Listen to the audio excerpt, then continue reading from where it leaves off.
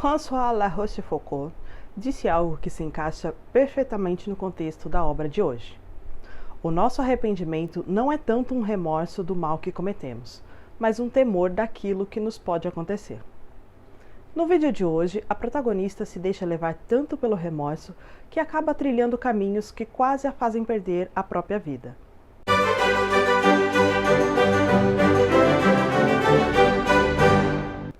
Olá, humano! Como está do lado daí? Eu sou Mel Rocco, seja muito bem-vindo ao canal Leva um Livro. Aqui eu falo sobre dicas de livros, resenhas e outros assuntos literários. Se você gosta desse tipo de conteúdo, já se inscreve no canal que toda semana tem vídeo novo. O vídeo de hoje será de resenha sobre o livro Começando com F, da lista de A a Z. Se você ainda não viu esse vídeo, vou deixar aqui nos cards para você assistir depois e saber o que ainda tem por vir. A Forma da Noite é da autora Tess Gerritsen, que é uma das minhas autoras preferidas de suspense policial. Esse thriller foi lançado em abril de 2021 pela editora Record e traz a ideia de algo sobrenatural na trama. E o desafio da protagonista será tentar saber se o vilão é deste mundo ou de outro. Nessa história, a protagonista é Ava Colette, que se muda para uma cidadezinha remota do Maine chamada Tucker Cove, numa tentativa desesperada de fugir da culpa que a assombra depois de uma terrível tragédia familiar.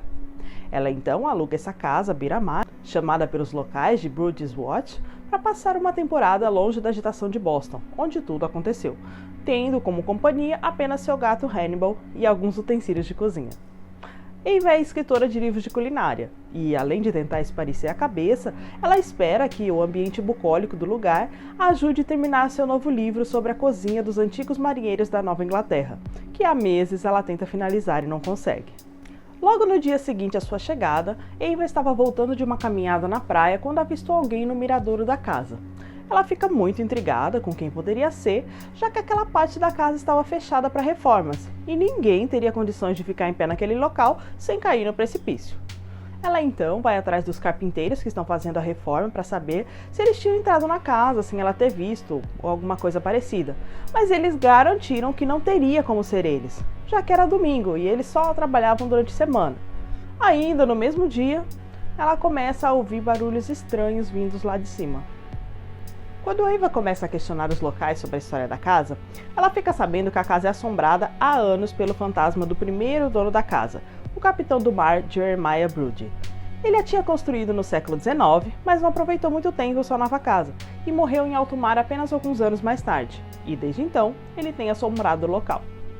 Uma noite, Ava acorda com alguns barulhos e sombras estranhas em seu quarto e uma aparição fantasmagórica que lhe pareceu tão real que chegou a sentir seu toque em sua pele. O fantasma então faz uma proposta a ela, e mesmo questionando sua própria sanidade, mas ao mesmo tempo ansiando por sentir novamente as sensações que aquela estranha aparição lhe provocava, acaba aceitando o acordo e encontra um novo universo naquele sótão.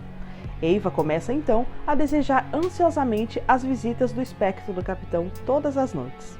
Alguns dias após a sua chegada à cidade, é descoberto um corpo boiando na baía, e depois de algumas investigações, se descobre que era morador anterior de Broads Watch, que tinha sumido misteriosamente. A Ava fica com a pulga atrás da orelha e começa a fazer investigações por conta própria, e descobre algo que os moradores evitam falar e tentam até manter segredo sobre o assunto, que todas as moradoras anteriores, sempre mulheres, haviam morrido misteriosamente.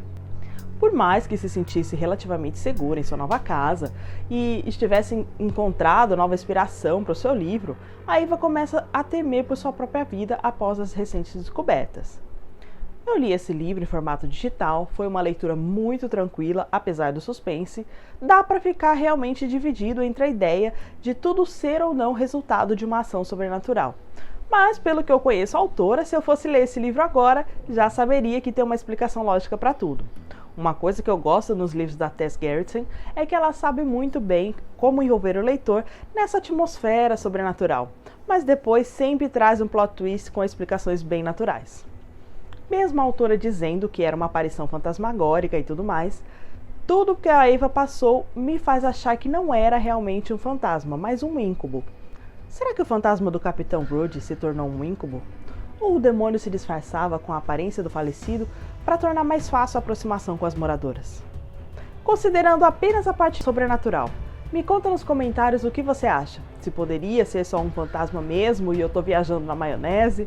Qual sua opinião? Mesmo já dando para ter uma ideia do desfecho da história, eu recomendo bastante essa obra, pois além dessa parte de lidar com a possibilidade de alguém querê-la morta, a protagonista passa por intensos questionamentos internos sobre os acontecimentos que a levaram até Tucker Cove. Questionamentos esses que não deixam de servir de reflexão, pois evidenciam o lado humano, mas quase impulsivo, das pessoas, em como muitos não conseguem lidar com a pressão e acabam se entregando aos vícios e caindo em depressão.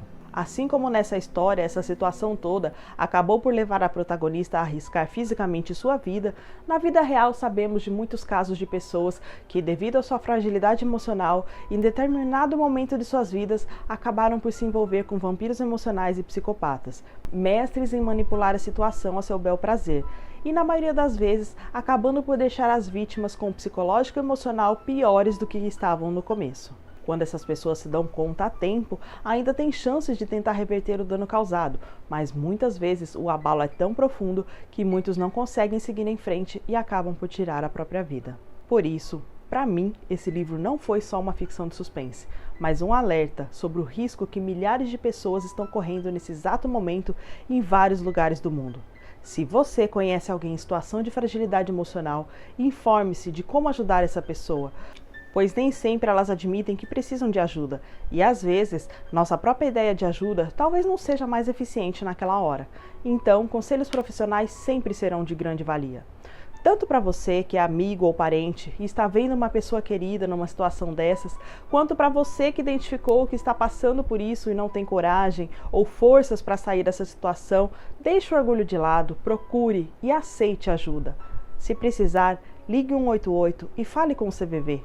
Você não precisa passar por isso sozinho.